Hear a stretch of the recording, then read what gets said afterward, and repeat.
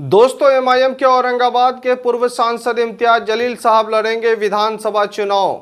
इस वक्त की बड़ी खबर बताएंगे। दोस्तों, एमआईएम के राष्ट्रीय अध्यक्ष बैरिस्टर असदुद्दीन ओवैसी साहब फैसला ले लिए हैं।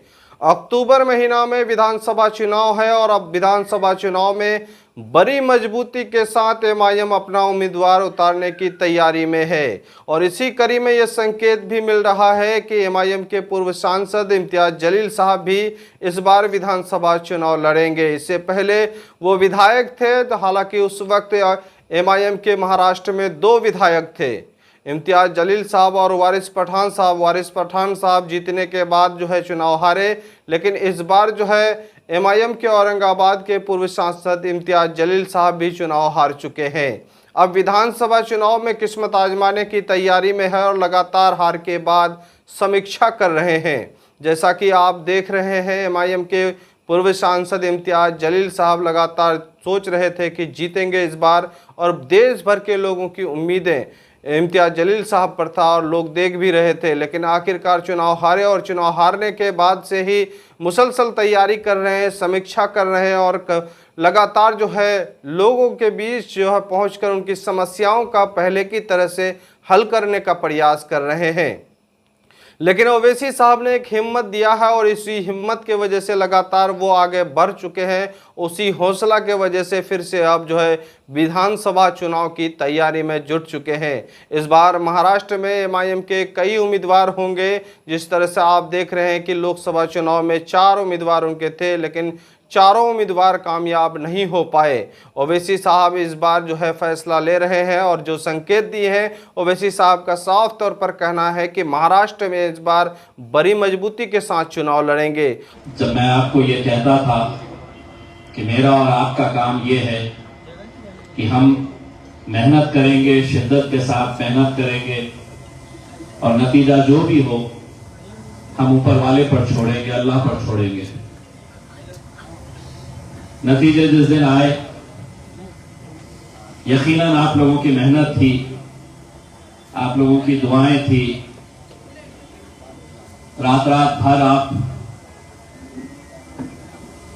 इलेक्शन के दिन भी आप रात भर जागे थे कि कब सुबह होगी और कब मैं जाकर अपना वोट डालूंगा। और यकीनन 4 तारीख के दिन जब नतीजे आने वाले थे, उस रात भी आपकी कैसी कैफियत थी मैं अच्छी तरह से समझ सकता हूं।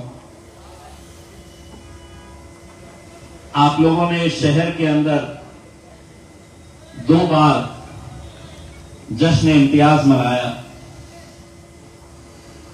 हम जब जश्न मनाए तो वो इतना बड़ा जश्न था कि शुरुआत कहां हो रही थी और वो खत्म कहां हो रही थी किसी कैमरे के अंदर कैद नहीं हो सकता था, क्योंकि सड़कों के ऊपर सिर्फ सरों का समंदर देखने को मिलता था। तो यकीनन आप लोगों की, मेरी, हमारी सबकी ये ख्वाहिश थी कि तीसरी मर्तबा भी ये जश्न मनाने का हमें मौका मिलेगा। बहुत सारे नौजवानों ने उसकी तैयारी करके रख ली थी।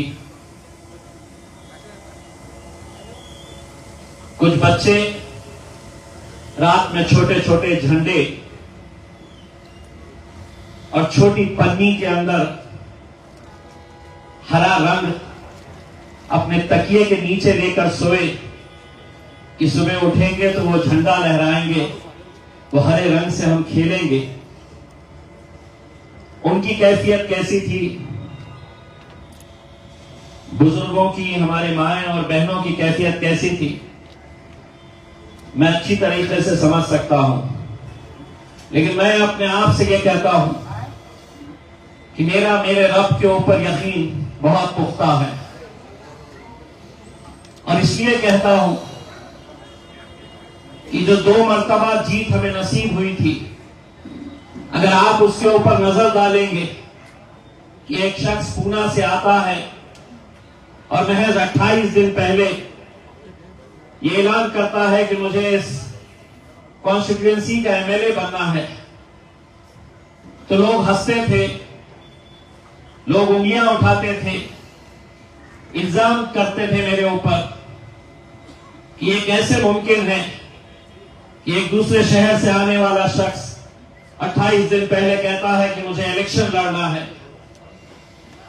लेकिन उस जीत के बाद भी मैंने ये कहा था कि अल्लाह अगर किसी को नवाजना चाहा, हमारा यकीन इस बात के ऊपर है कि तो इस मंतशा तजिल्ल मंतशा,